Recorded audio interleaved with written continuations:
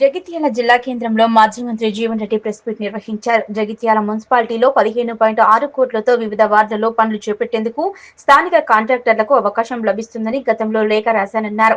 Single package గా రూపొందించి పనులు చేపట్టడంతో స్థానిక కాంట్రాక్టర్లకు అవకాశం లేదు. సహజంగా టెండర్ ఫార్మాలిటీస్ అగ్రిమెంట్ చేసుకున్న తర్వాతనే వర్క్ ఆర్డర్ జారీ చేయాలి. ఏ విధమైన టెండర్ అగ్రిమెంట్ కాలేదు. ఇటువంటి వర్క్ ఆర్డర్ లేకుండా 10 వార్డులలో పనులు జరుగుతున్నాయి. గౌరీశంకర్ ఇన్ఫ్రాస్ట్రక్చర్ లిమిటెడ్ ఎవరు వారికి ప్రభుత్వ నిబంధనలు వర్తించవా? చట్టంలో ప్రత్యేకమైన మినహాయింపు ఏమైనా ఇచ్చారా అని అడిగారు. రాష్ట్రంలో ప్రభుత్వం మారడంతో జగిత్యాల మున్సిపాలిటీలో మార్పు వచ్చింది అనుకున్నాం, కానీ బీఆర్ఎస్ పాలనలో మున్సిపాలిటీగానే కనబడుతోందన్నారు. జగిత్యాల జిల్లాలో ఎటువంటి అగ్రిమెంట్ లేకుండా వర్క్ ఆర్డర్ జారీ చేయకుండా చేపడుతున్న పనులను ముఖ్యమంత్రి రేవంత్ రెడ్డి దృష్టికి రావడం లేదా, తీసుకెళ్లట్లేదా అని ప్రశ్నించారు. సీఎం రేవంత్ రెడ్డి రాష్ట్రంలో పారదర్శక పాలన అందిస్తుంటే జగిత్యాల మున్సిపాలిటీ మాత్రం ప్రభుత్వం మారిన తర్వాత కూడా జగిత్యాల మున్సిపాలిటీలో మార్పు రాకుంటే ఎలా అని ప్రశ్నించారు. చట్టాలకు అతీతంగా వ్యవహరించే ఈ సూపర్ మ్యాన్ ఎవరు? అధికారులు బయటకు తీయాలన్నారు.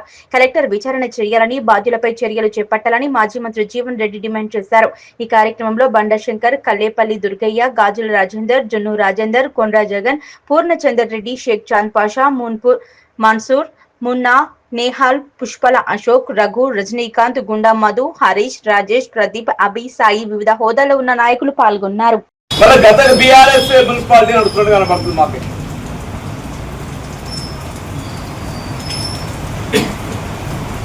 రాష్ట్రంలో ప్రభుత్వం మారినప్పటికీ మున్సిపాలిటీ ఏదైతుందో ప్రత్యేక అధికారి పాలనకు వచ్చినప్పటికీ ఇప్పుడు మున్సిపాలిటీ ప్రత్యేక అధికారి జిల్లా కలెక్టర్ గారు, జిల్లా కలెక్టర్ గారి అధీనంలో ఉన్నటువంటి మున్సిపాలిటీ కొంత పారదర్శకతతో ఏ విధమైన అవకతవకలకు అవకాశం లేకుండా నియమ నిబంధనలకు అనుగుణంగా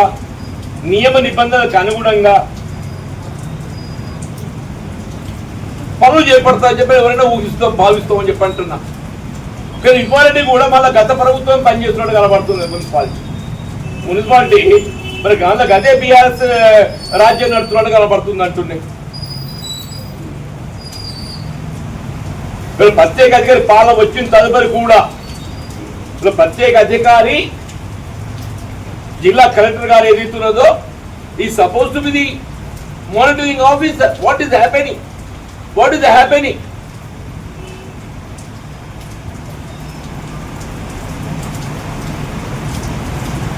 ముఖ్యమంత్రి దృష్టికి తీసుకెళ్తూ జరుగుతుంది. గౌరవ ముఖ్యమంత్రి గారు ఏదైతుందో ప్రత్యేకంగా ఒక విజిలెన్స్ డిపార్ట్మెంట్ తోని మరి పరిశీలించారు. అసలు టెండర్ దాని క్వాలిఫైడ్ ఏదైతే ఉన్నదో దాని ఏ మీదగా క్వాలిఫై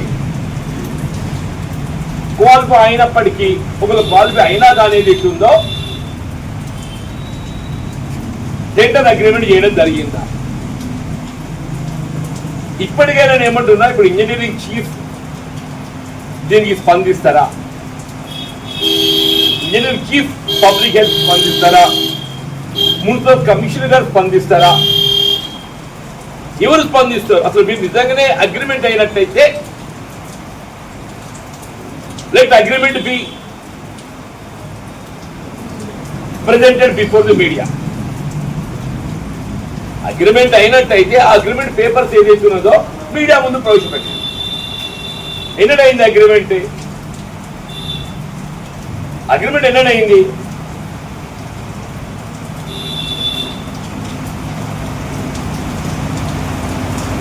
అగ్రిమెంట్ అయినట్టయితే వర్క్ ఆర్డర్ ఎన్నడు ఇచ్చిండ్రు?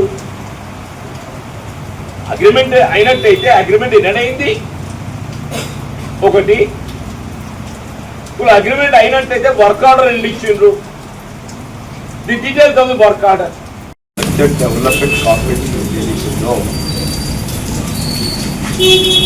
మున్సిపాలిటీలకు రిటైర్ చేయబడినటువంటి యొక్క నిధుల నుండి థర్డ్ ఫేజ్ 15.62 కోట్లు నిర్మాణం చేపట్టబడే అవకాశం ఉన్నటువంటి రోడ్లే కానీ ట్రైన్సే కానీ వివిధ వార్డులలో నిర్మాణాలకు సంబంధించిన ప్రతిపాదనలు చేపట్టబడి మంజూరు పొందిన తదుపరి వాస్తవంగా ఈ నిర్మాణం చేపట్టే పనులన్నీ కూడా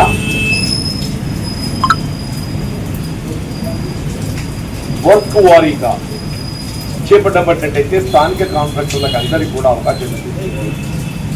పనుల నాణ్యత పట్ల కూడా ఇది గమనించేటువంటి అవకాశం ఇస్తుందని భావంతో గతంలో ఒక లేఖ కూడా రాయడం ప్రభుత్వాన్ని జిల్లా కలెక్టర్ గారికి. వారు ఏదైతుందో మొత్తం ఇవన్నీ ఒక సింగిల్ ప్యాకేజీగా రూపొందించి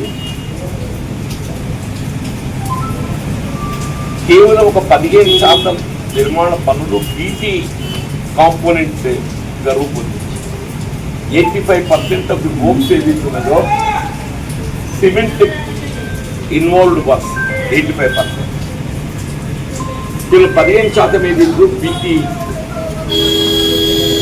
నిర్మాణ పనులు ప్రతిపాదించి ఆ 15% నిర్మాణ పనులు పొందుపరచడంతో ఏదైతున్నదో ఇది సింగిల్ ప్యాకేజీగా రూపొందించడంతో స్థానిక కాంట్రాక్టర్లకు ఇప్పటికీ కూడా అవకాశం లభించకుండా స్పెషల్ గ్రేడ్ కాంట్రాక్టర్స్ మాత్రమే అందులో పాల్గొనబడుతుంది. అంటే those who will have BT plan, ఎందుకంటే BT plant hot mix cold mix ఉంటుందో వాళ్ళు మాత్రమే పర్ఫెక్ట్ అయ్యే విధంగా టెండర్ కండిషన్స్ పొందుపరిచింది.